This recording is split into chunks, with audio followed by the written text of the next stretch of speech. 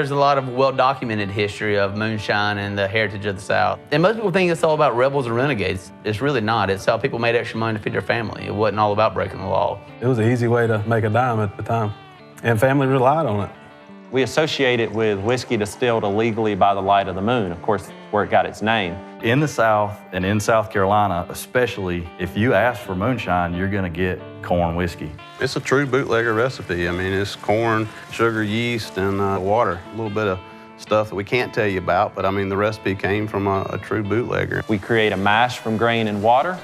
We ferment it using yeast to create an 8 to 9% corn beer, and we distill that corn beer to 160 proof, still strength moonshine.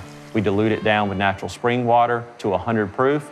At that point, it's perfect for bottling and drinking. The difference between moonshine and whiskey is age. The brown whiskey has been aged in a barrel, and that mellows it. That's why moonshine has that fire, so to speak, because it's right out of still. Back in the day when you got moonshine, it was high proof. It was over 100 proof. Well, what we sell here mainly is 80 proof. But then we also have the rabbit spit, which is 116 proof. If you want real moonshine, it's hot. It's smooth, but it's potent.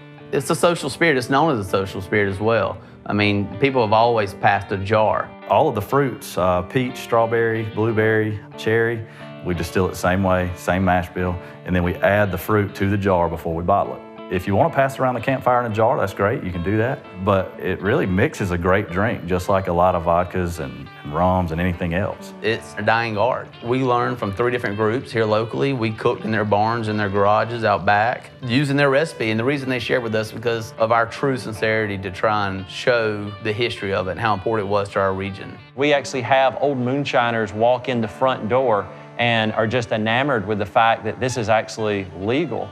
We don't have to outrun the revenuers anymore. We don't have to look over our shoulder. I mean, I couldn't be prouder to be able to be a part of our heritage of hundreds of years of history of making moonshine, and then to be able to be the South Carolina's first legal moonshine distillery.